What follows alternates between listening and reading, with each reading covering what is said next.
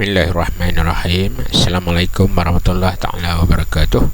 Ya, diucapkan selamat kembali ke kuliah maya kita, kuliah online kita untuk modul Fundamental Injection Molding. Okey. Jadi untuk hari ini kita sampailah kepada slot yang ke-10. Okey, slot yang ke-10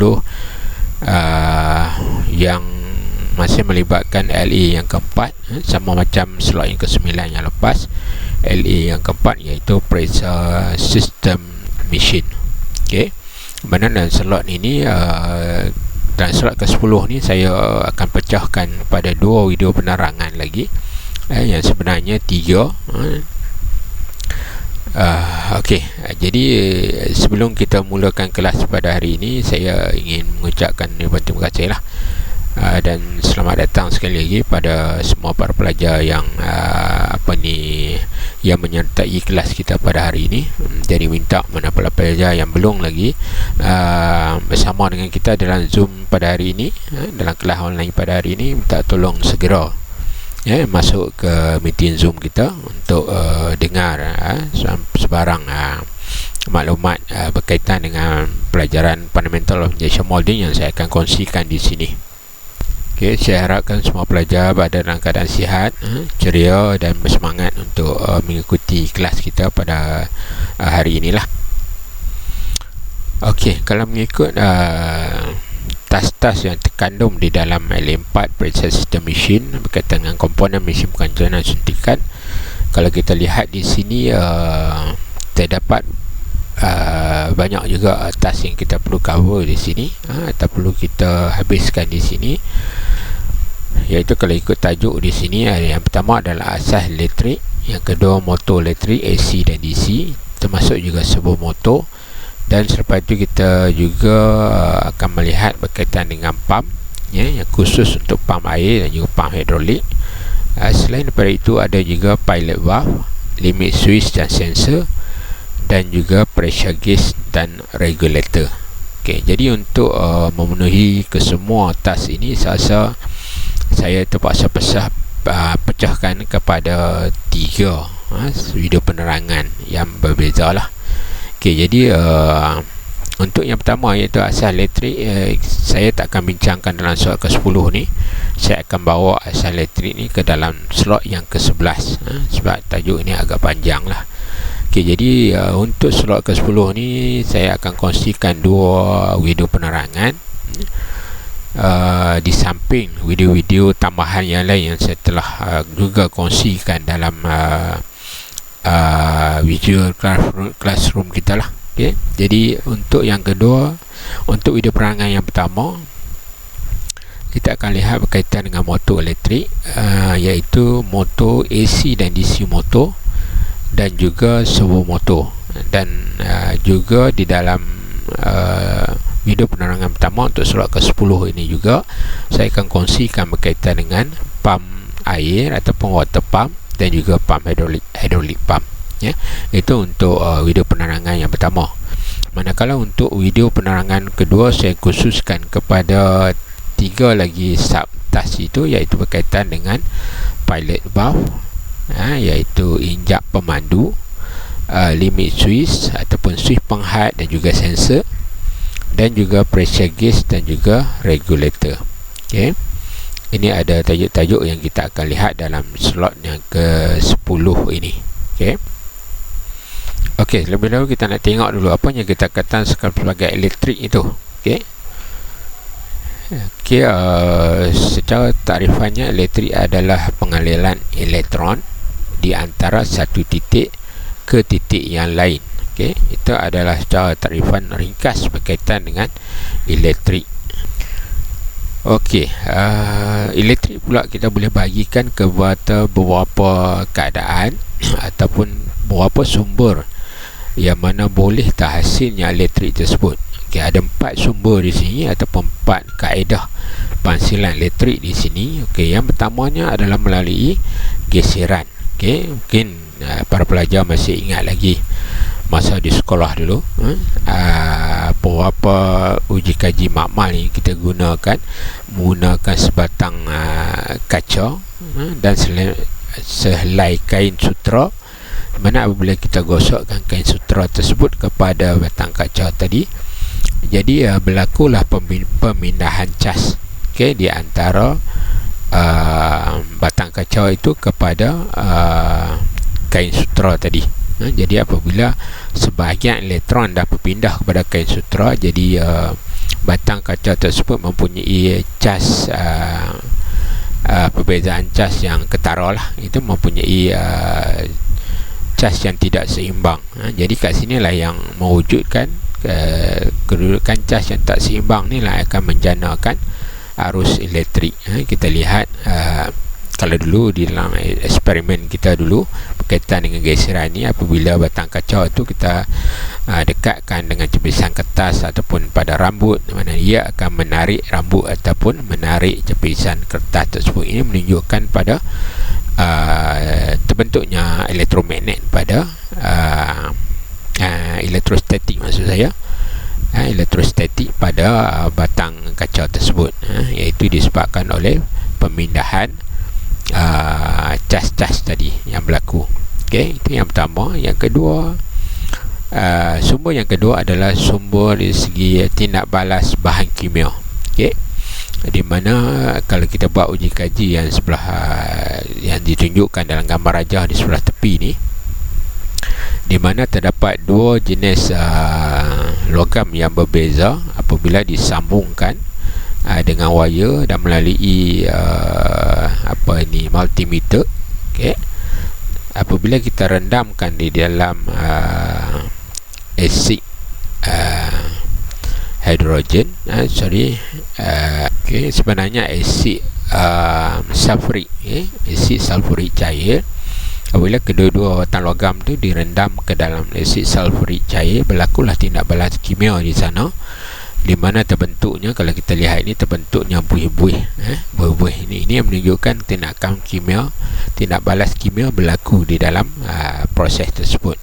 Di mana apabila tindakan kimia berlaku, maka terbentuklah arus elektrik di dalam litar tersebut lah. Okay, jadi apabila tindak balas ini berlaku, kita lihat pada bacaan multimeter akan menunjukkan terdapatnya arus yang mengalir di dalam litar.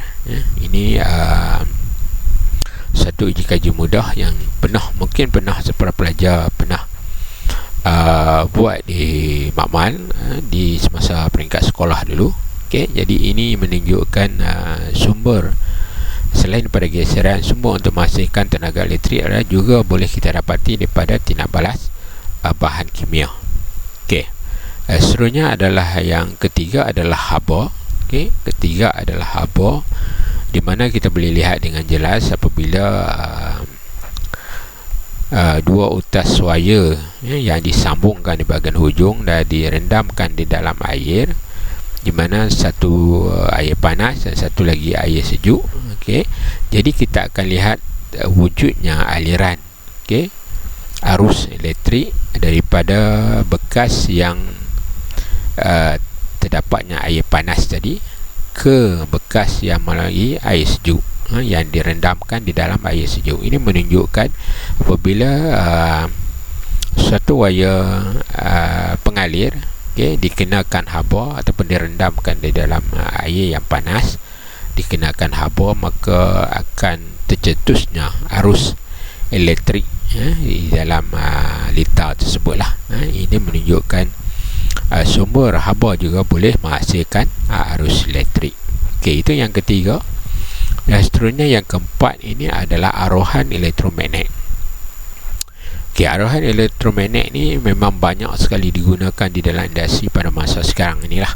Okey, ini adalah antara sumber tenaga elektrik yang paling dominan. Okey, yang paling dominan dalam industri ataupun dalam kehidupan kita seharian sekarang lah, ya, dari segi arohan elektromagnet, di mana arohan elektromagnet ini melibatkan gelung magnet, okay, gelung elektromagnet dan juga magnet kekal. Okay, pergerakan antara magnet dalam gelung, lilitan gelung wire akan menghasilkan arohan elektromagnet. Arohan elektromagnet ini adalah sebenarnya akan menghasilkan aruhan arus elektrik.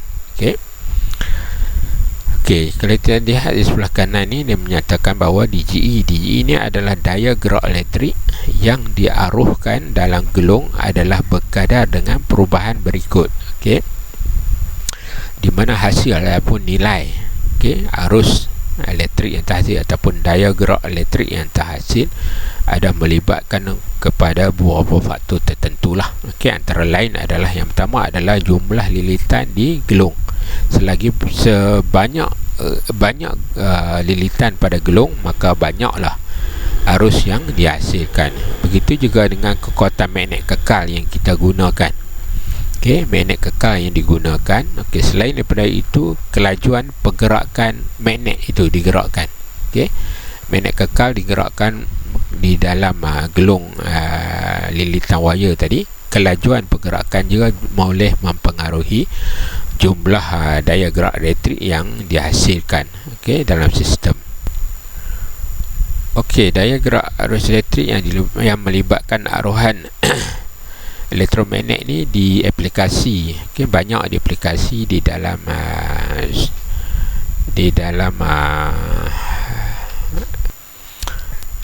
industri ataupun kegunaan harian kita, di mana aruhan elektromagnet ni diterjemahkan dalam bentuk motor, di mana pergerakan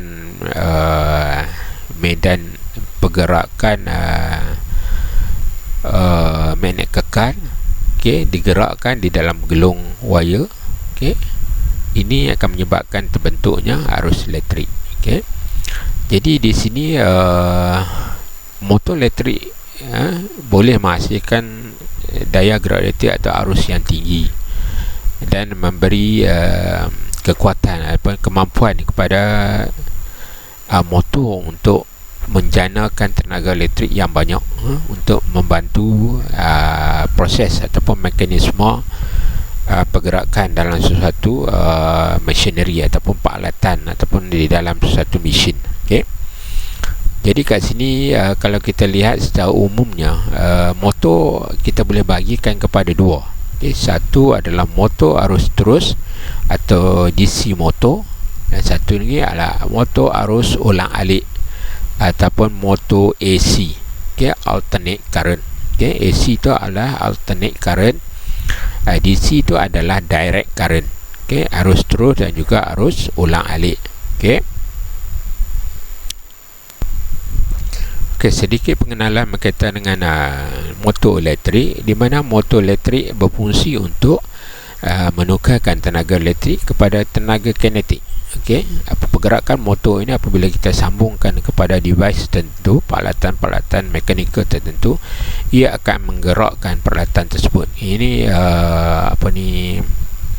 bertepatan dengan fungsi motor tersebut adalah untuk menukarkan. Apabila kita bekalkan tenaga elektrik pada motor tersebut, putarannya akan menghasilkan tenaga elektrik yang tinggi dan ia akan menukarkan kepada tenaga kinetik sebagai penggerak untuk melakukan dan menjalankan sesuatu kerja. Banyak peralatan elektrik yang menggunakan motor, dari peralatan yang kecil hingga peralatan yang besar, bergantung kepada sumber sumber ataupun kuantiti tenaga elektrik yang kita dapatilah. Jadi di sini antara lain contoh peralatan elektrik yang ada adalah kipas, radio, kaset, mesin gerudi, mesin basuh, skuter elektrik dan sebagainya. Banyak peralatan-peralatan elektrik yang menggunakan kaedah aruhan elektromagnet ini dan diaplikasikan ke dalam motor elektrik untuk menggerakkan komponen-komponen ataupun melaksanakan fungsi-fungsi kerja yang melibatkan motor elektrik ini. Secara ringkasnya motor elektrik kita ni bentuknya lebih kurang sebegini.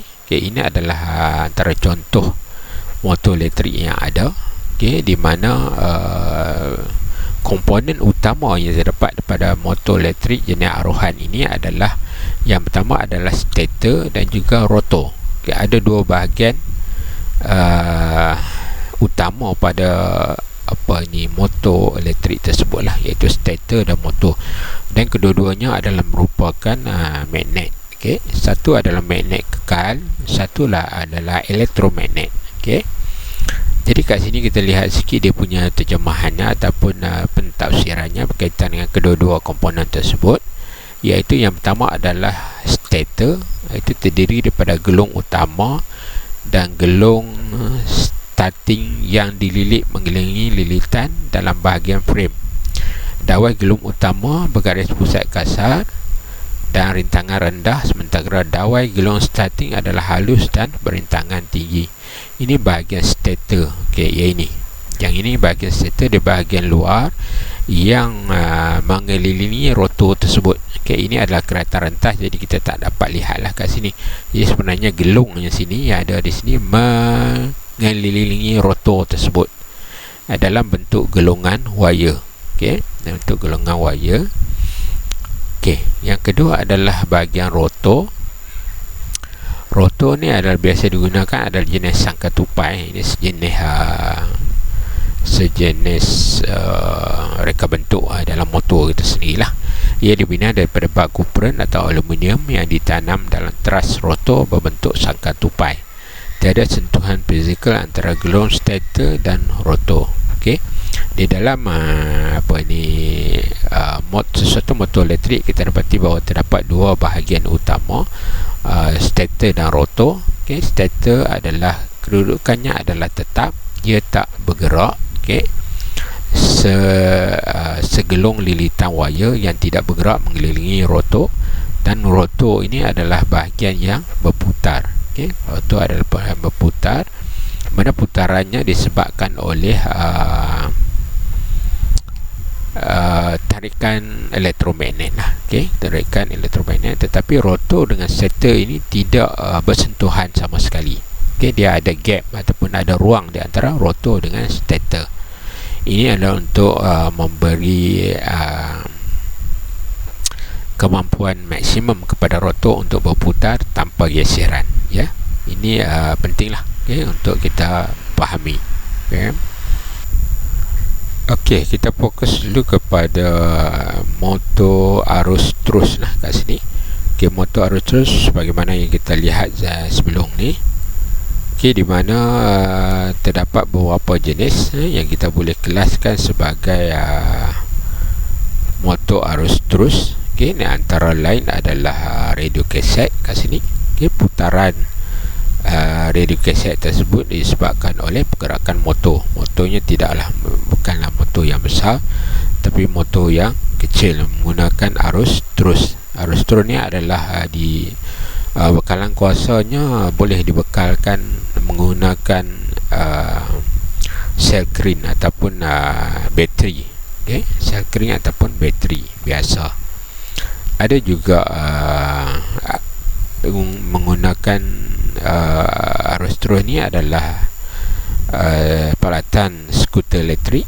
Okay? Boleh menggunakan DC motor juga. Okay? Begitu juga dengan gurdi tanpa wire ataupun cordless drill machine. Okay? Itulah antara peralatan yang menggunakan arus terus. Okay? Okey, pengenalan berkaitan dengan motor terus juga, jenis-jenis motor. Okey, motor elektrik menghasilkan tenaga kinetik, seperti mana yang kita dah lihat di awal tadi. Okey, motor elektrik ini akan menukarkan tenaga elektrik kepada tenaga kinetik sebagai penggerak utamalah untuk menjalankan suatu kerja. Mana aci motor berputar apabila motor dibekalkan dengan semua bekalan elektrik arus terus. Okey, terdapat dua jenis motor, iaitu motor arus terus dan motor arus serang alik. Itu yang saya katakan tadilah. Okey, kat sini ada terbalik sikit ya. Ini ada sebenarnya adalah DC arus terus adalah DC, arus ulang alik adalah AC sebenarnya ya. Bermakna ada sedikit kesilapan di sini. Okey, kat bawah gambar ni betul lah ya. Arus ulang alik AC, arus terus adalah DC. Okey, jadi minta bagi perhatian lah ya, sedikit kesilapan di sini ya. Okey, motor tersebut kita macam saya katakan ni, kita boleh pecahkan kepada dua, motor DC dan motor AC. Jadi kita lihat serba sedikit ciri-ciri yang terdapat kepada dua-dua motor ni. Terlebih dahulu kita lihat dari segi simbol. simbol yang terdapat yang digunakan bagi menggambarkan DC motor ataupun AC motor. Ini adalah gambar ataupun simbol DC motor, di mana DC motor adalah arus terus, di mana pengaliran arus berjalan satu arah sahaja. Dia positif ke negatif, satu arah sahaja. Jadi yang keduanya adalah simbol bagi motor jenis AC. Motor jenis AC, kalau kita lihat daripada segi gambar rajah ataupun simbol, yang menunjukkan satu pergerakan arus yang berulang-alik, yang berombak, yang sebegini. Ini menunjukkan simbol tersebut adalah mewakili arus ulang-alik, antara lain ciri-ciri yang terdapat pada motor DC adalah menggunakan bekalan elektrik, bekalan kuasa AT, arus terus ataupun bateri. Itu yang saya sebutkan tadi. Yang kedua, binaan asas rotor dan stator sama dengan binaan asas bagi motor AC, tetapi mungkin dari saiz stator dan rotor tu lebih kecil lah.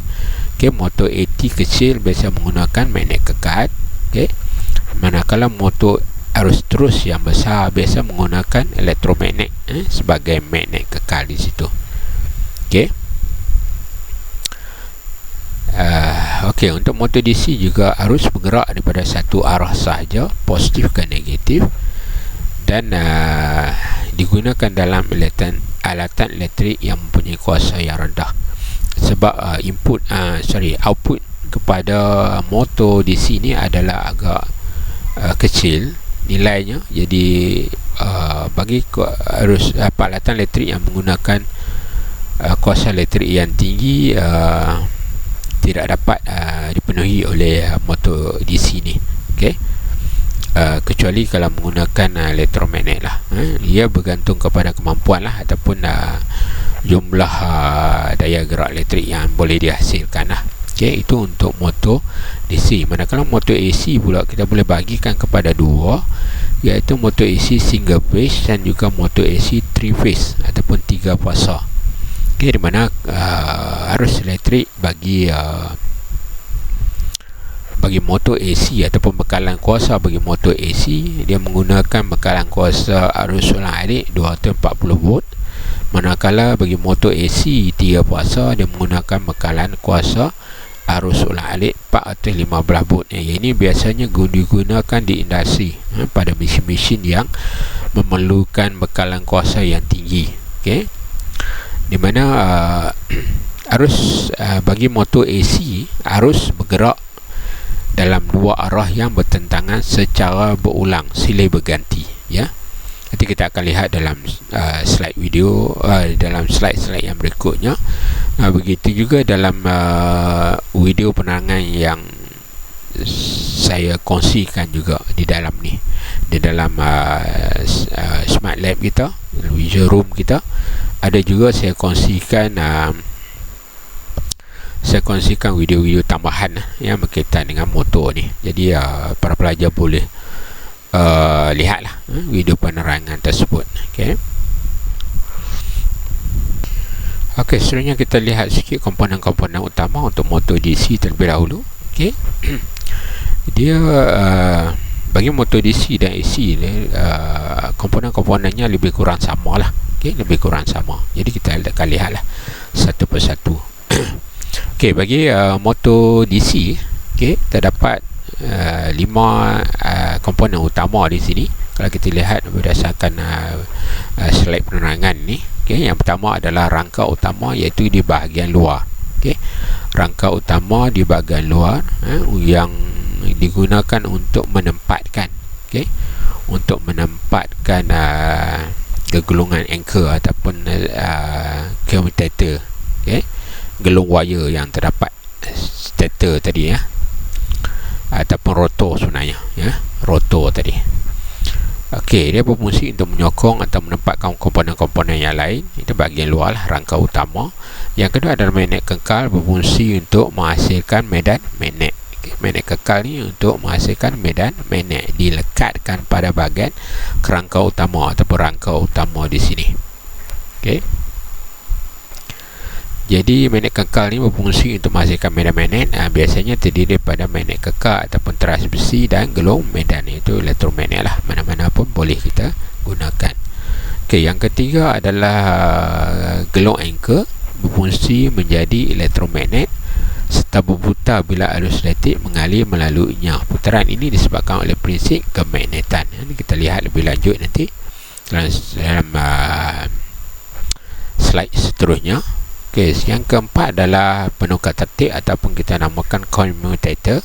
Okey, berfungsi untuk menyongsangkan arah pengaliran arus dalam gegelung anchor bagi setiap separuh pusingan supaya anchor hanya berputar pada satu arah saja.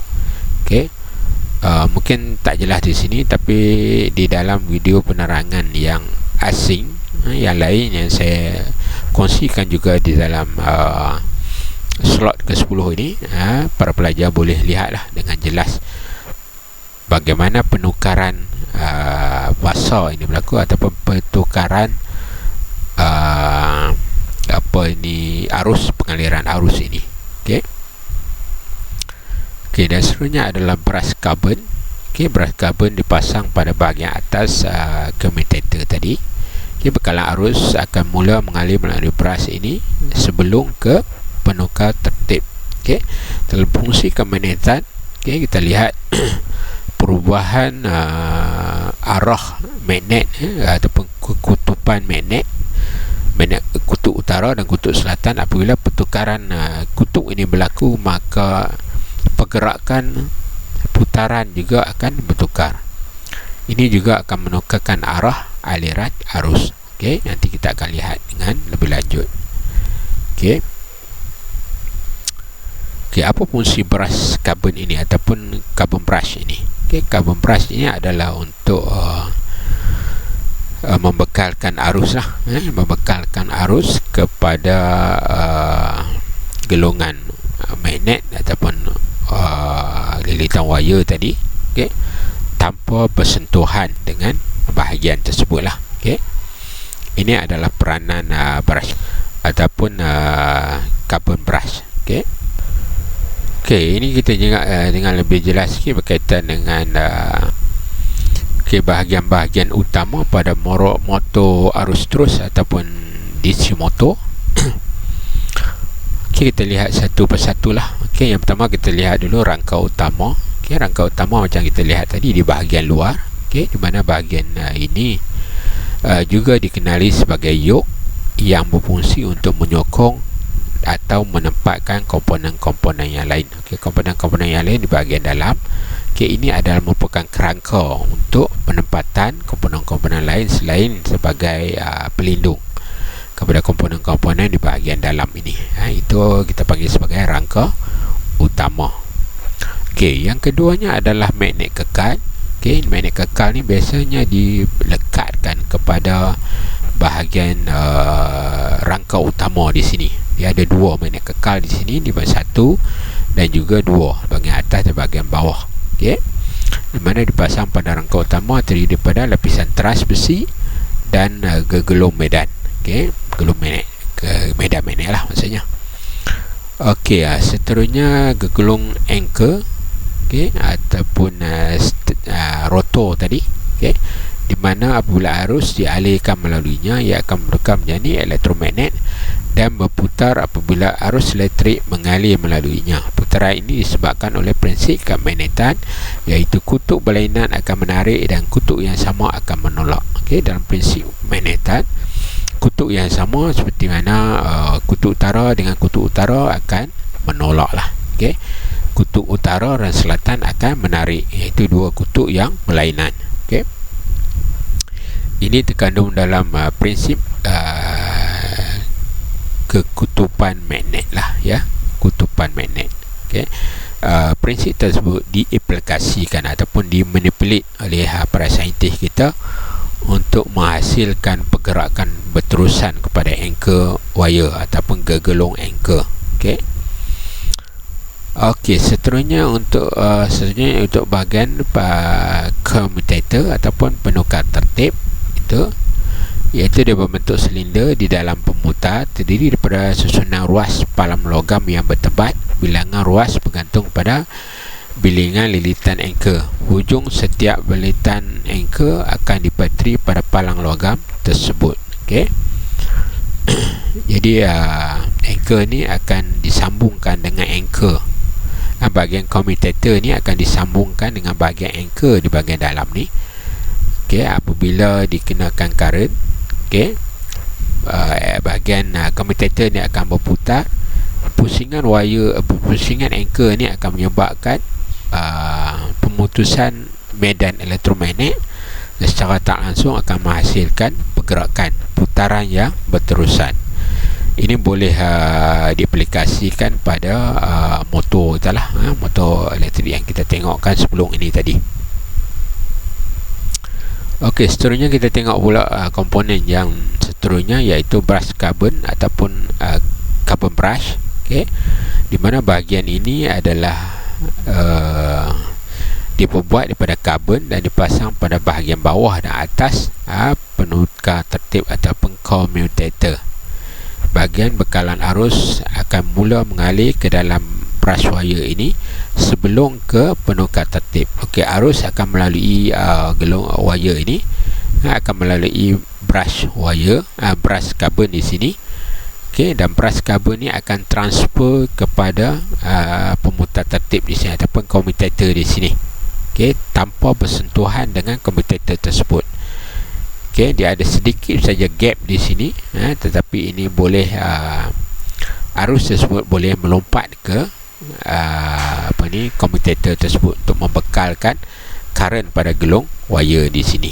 Okay. Dan bekalan tersebut akan menyebabkan commutator ini berputar lah, ya. Commutator berputar. Okey, kita lihat sikit sekuen pergerakan bagi motor arus DC ni. Okey, kalau kita tengok gambar rajah yang pertama di sini. Okey, ini adalah keadaan di mana gegelung mendatar dan switch bekalan elektrik dihidupkan. Okey, switch bekalan elektrik dihidupkan. Okey, arus akan mengalir daripada positif ke negatif.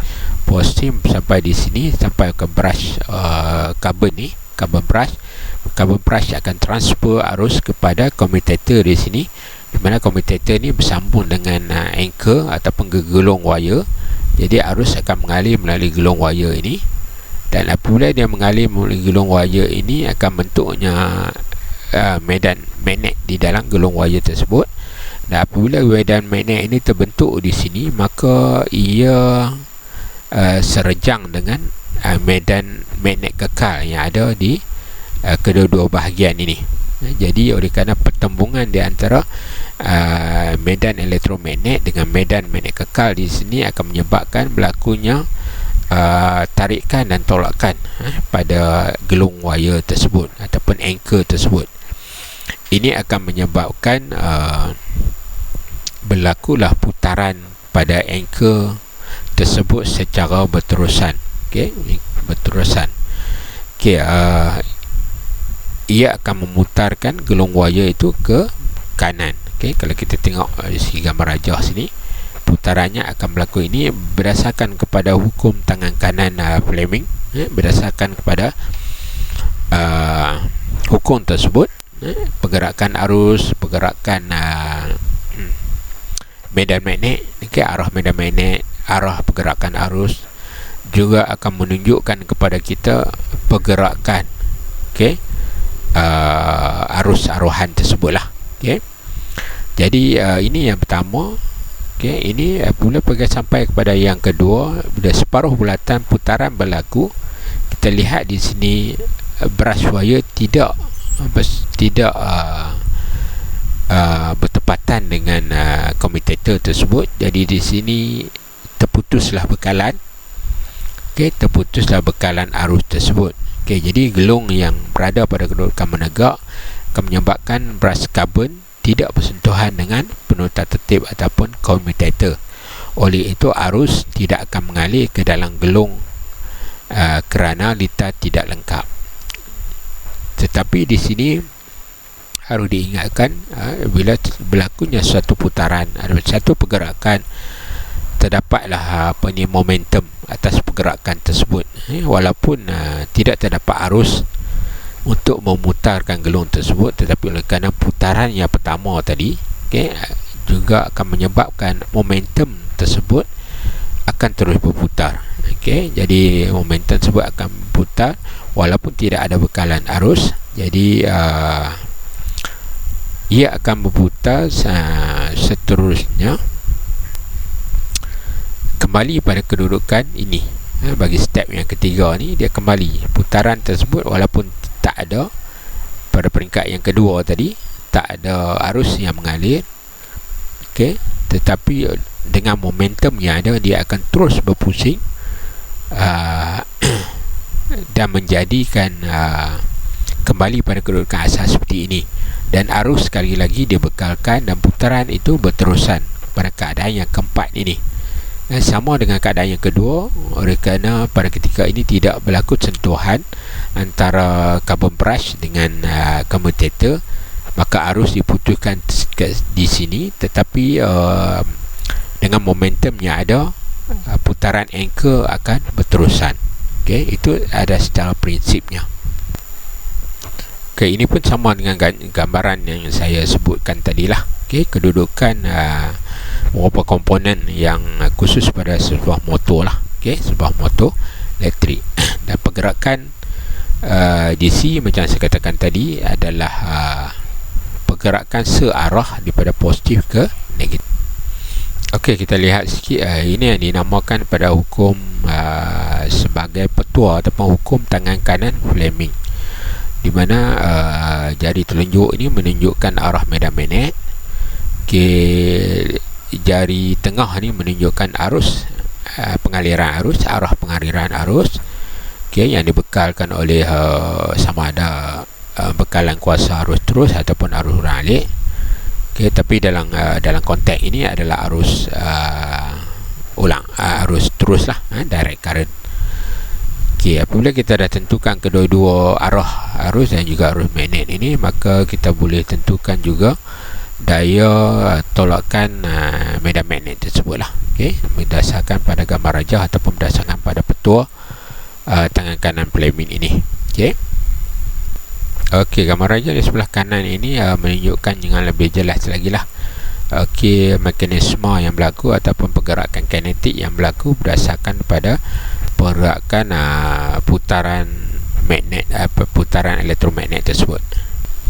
Ini saya nak bagi sepintas lalu sajalah. Saya tak nak ceritakan panjang lebar. Ini berkaitan dengan jenis-jenis motor, jenis-jenis motor. Ini tadi kita dah lihat berkaitan dengan motor DC. Sekarang kita lihat berkaitan dengan motor AC, arus terus lah. Macam saya katakan tadi, dia melibatkan dua pasar ataupun dua jenis motor, iaitu motor AC jenis satu pasar dan motor AC tiga pasar. Ini melibatkan bekalan kuasa lah, bekalan kuasa ataupun penyambungan satu pasar dan tiga pasar. Jadi arus AC ni terdapat beberapa jenis. Yang pertamanya arus motor arahan pasar belah, motor penukar tertib, motor kutub terteduh dan motor segerak. Ini adalah gambar rajah berkaitan dengan motor AC atau motor arus ulang-alik, mana terdapat dua jenis yang utama yang kita lihat dari sebelum ni, iaitu arus ulang-alik, motor arus ulang-alik fasa tunggal ataupun single phase, dan juga motor ulang-alik three phase ataupun tiga fasa. Perbezaannya yang jelas, yang ketara di sini, kalau satu fasa dia ada sepasang penyambungan wajah saja di sini, manakala yang tiga fasa terdapat tiga pasangan, tiga pasang wajah, berserta dengan wajah neutral lah, wajah neutral, dan terdapat yang lain tu terdapat tiga pasang wire, penyambungan wire lah, untuk membekalkan arus yang tinggi, membekalkan daya gerak elektrik yang tinggi pada motor, untuk menjalankan ataupun menggerakkan komponen-komponen ataupun bahagian-bahagian mesin yang memerlukan kekuatan tenaga elektrik yang tinggi. Jadi motor AC 3 pasar ni sesuai lah untuk menepati kehendak operasi ataupun fungsi tersebut, ya. Okey, 3 pasar dan 1 pasar.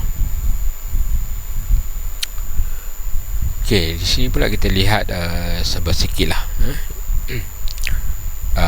untuk 3 pasar, dan juga untuk juga kita lihat perbezaan di antara, perbandingan di antara motor arus terus dan arus ulang alik ataupun DC dan juga AC motor.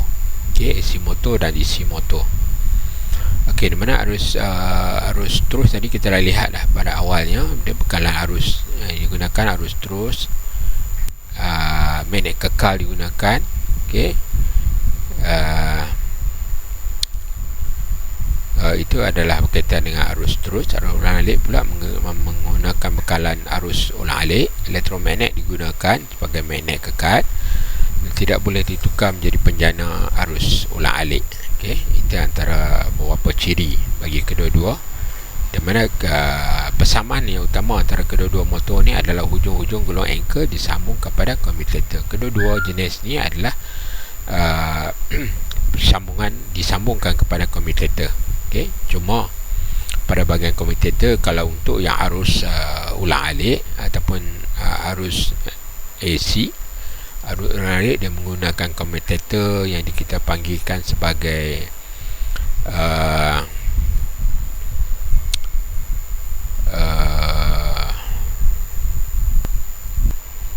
okey, gelumnya kita namakan sebagai, bagi yang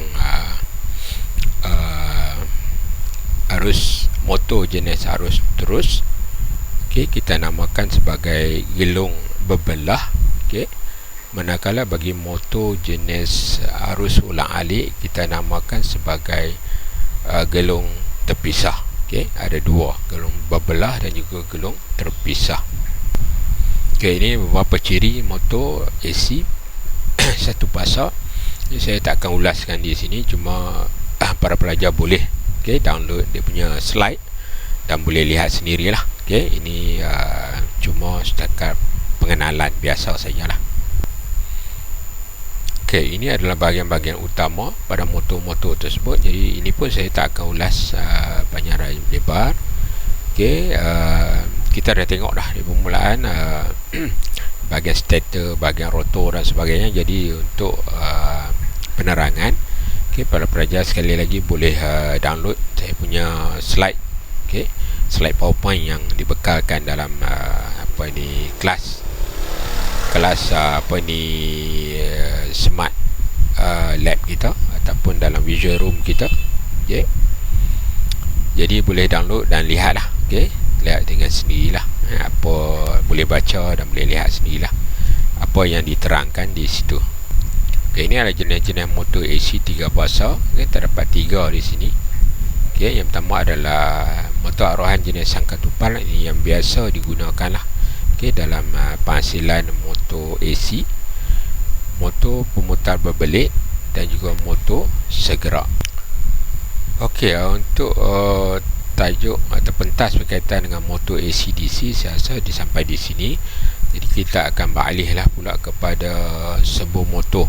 Okey, walau bagaimanapun sekiranya mungkin tajuk ni agak panjang dan mungkin penerangan yang diberi mungkin agak kurang jelas. Okey, sebab kalau nak dibuat penerangan dengan lebih jelas mungkin akan makan masa yang lebih panjang lah.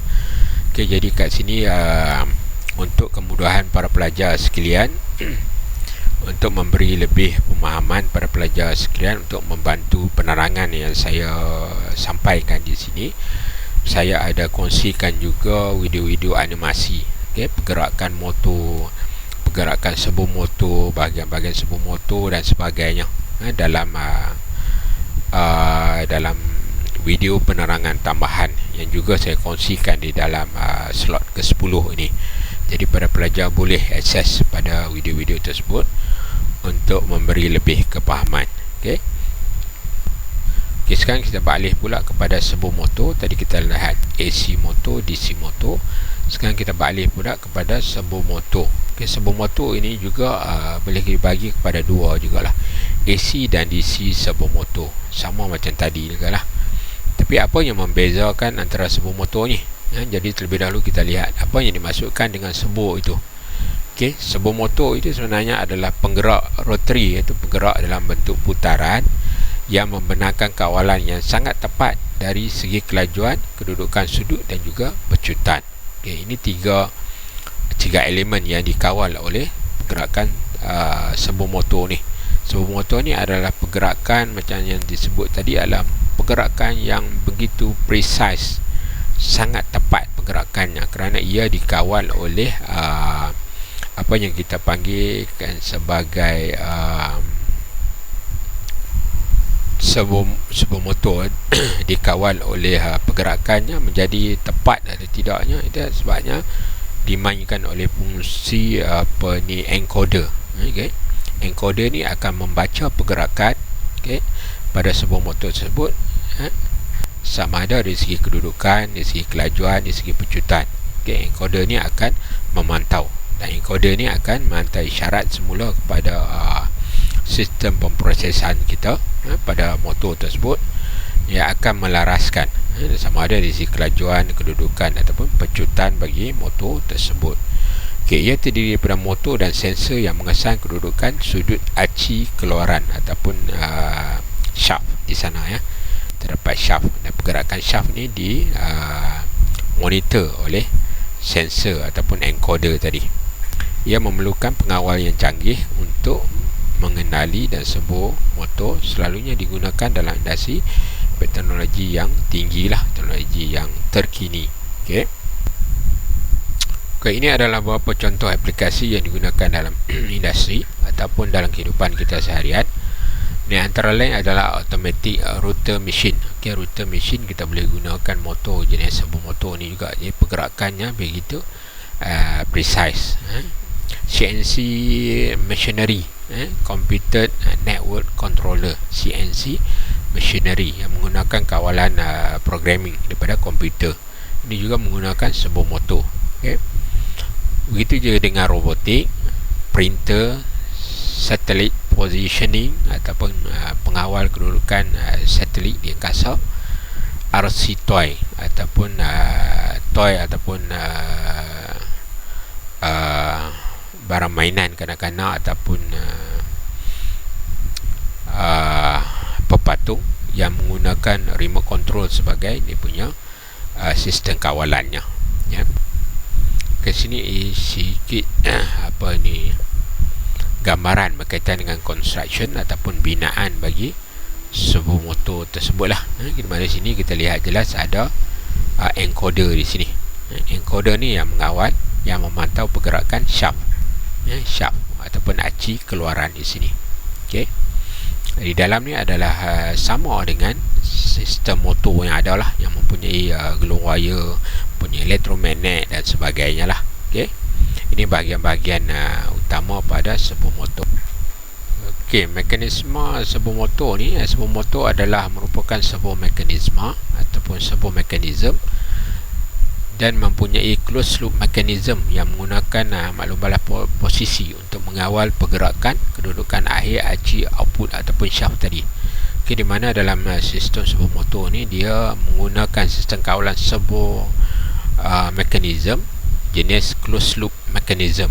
Okay, closed loop mechanism ni adalah sistem yang mana dia boleh memantau pergerakan, kedudukan dan memberi maklum balas untuk memperbetulkan keadaan sekiranya kedudukan aci output ataupun shaft itu tidak betul. Okay, ini kita namakan sebagai closed loop mechanism. Okay, ada aplikasi tindak balas. Okay, aplikasi tindak balas pembetulan. Okay, input untuk mengawal kedudukan servo motor ialah sama ada dalam bentuk signal analog ataupun digital. Okay. Dan servo motor dilengkapkan dengan pengkod ataupun encoder tadi untuk beri maklum balas kedudukan dan kelajuan aci output ataupun shaft tadi. Apabila signal diberikan, encoder akan memberi maklum balas kedudukan sudut aci dan membandingkan dengan signal input pada pengawal. Okay. Apabila signal dan input memberikan maklum balas yang berlainan, error signal dihasilkan menyebabkan motor berputar sehingga signal kedudukan sudut daripada input dapat dicapai. Apabila aci mencapai kedudukan tersebut, maka error signal akan berkurangan hingga menjadi sifar dan motor berhenti dengan sendirinya lah. Okay. Ini sistem open loop. Di mana sistem open loop tidak mempunyai sistem maklum balas. Okay, itu beza di antara open loop dengan closed loop. Sistem maklum balas, kalau open loop tiada sistem maklum balas ataupun penambahbaikan, tapi kalau closed loop terdapatnya sistem maklum balas dan penambahbaikan ataupun pembetulan dibuat secara automatik. Okey.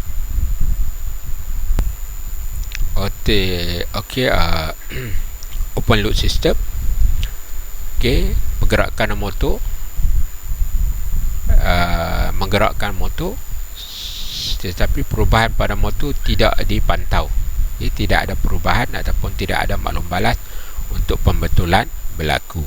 Okey, bagi closed loop ini, kita dapati bahawa apabila motor itu berputar, maka encoder akan memantau kedudukan sudut aci ataupun kelajuan tadi, di mana pemantauan tersebut akan dihantar balik kepada sebuah kontrol circuit, pusat kawalan, untuk membetulkan keadaan tersebut lah. Itu beza di antara closed loop system dengan open loop system.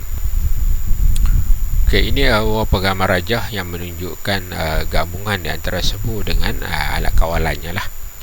Ini adalah servo dengan microcontroller dan servo dengan litar analog. Dan seterusnya litar skematik kawalan servo analog. Kat sini pula ada litar skematik 555 servo, litar skematik servo 555 berkaitan dengan timer. Ini berkaitan dengan driving system. Ini berkaitan dengan timer.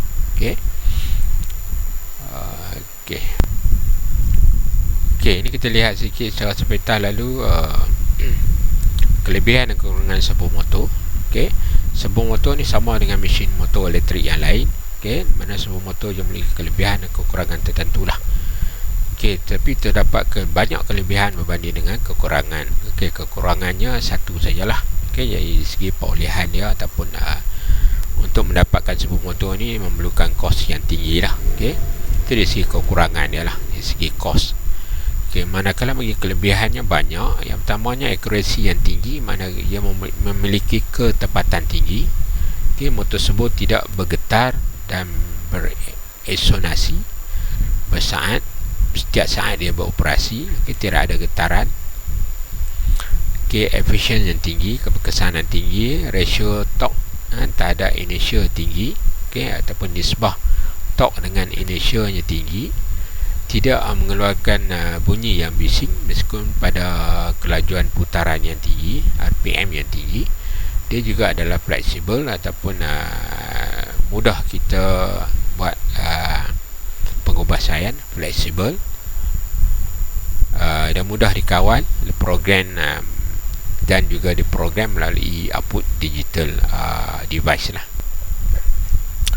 Habis kita pada AC dan DC motor dan juga servo motor. Sekarang kita cuba bincangkan pula berkaitan dengan pump. Pump macam mana kita tahu, kita boleh kat sini saya pecahkan kepada dua lah, iaitu pump air, water pump, dan juga pump hidrolik, iaitu hidrolik pump. Untuk pump air khususnya, pump ini didefinisi ataupun ditarifkan sebagai sebuah mesin ringkas yang berfungsi untuk memindahkan benda air ataupun fluid dari satu tempat ke tempat yang lain. Penerangannya ataupun definisi dia simple saja, sebenarnya sebuah alat ringkas untuk memindahkan benda air daripada satu tempat ke tempat yang lain. Di mana pump ini kita boleh bahagikan kepada beberapa bahagian.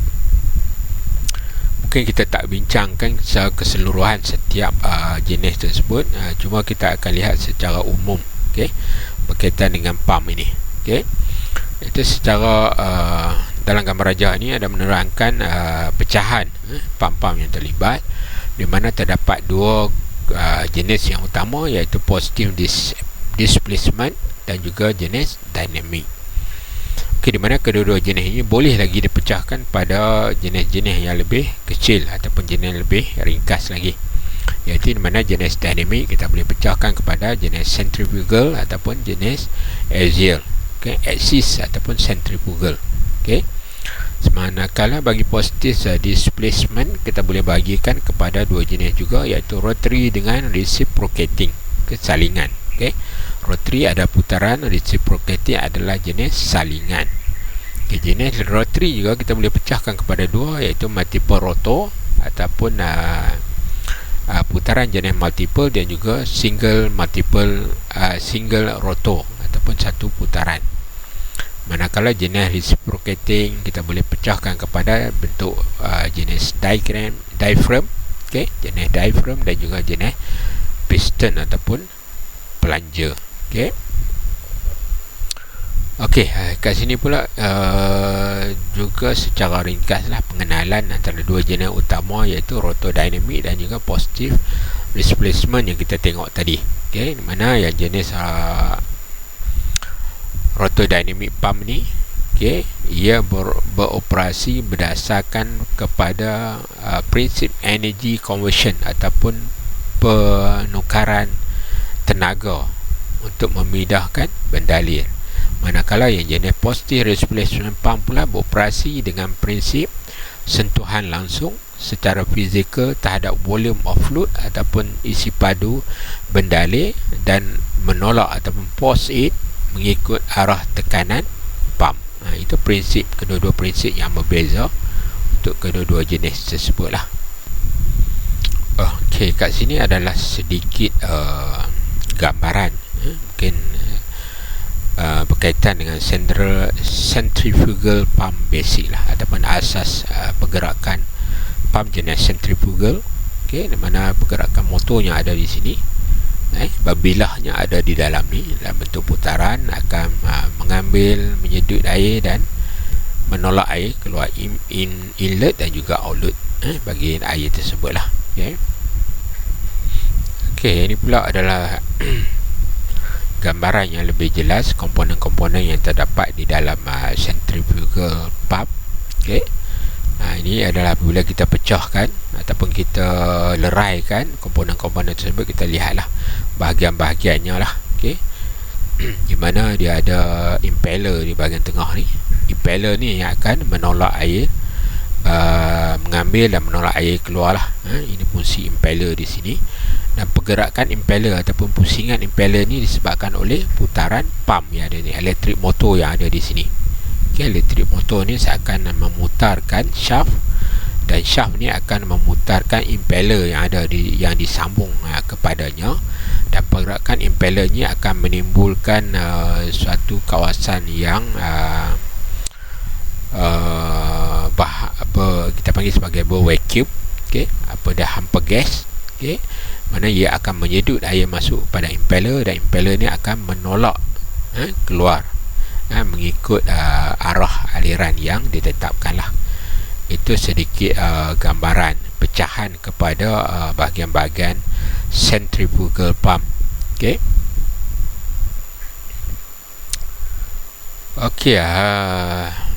Walau bagaimanapun mungkin kat sini tak jelas dari segi pergerakan pump semua. Awak tak nampak, para pelajar tak dapat nak melihat pergerakan dia. Walau bagaimanapun saya dah kongsikan di dalam smart lab kita ni, ataupun visual room kita ni, saya dah kongsikan secara animasi pergerakan centrifugal pump ini macam mana.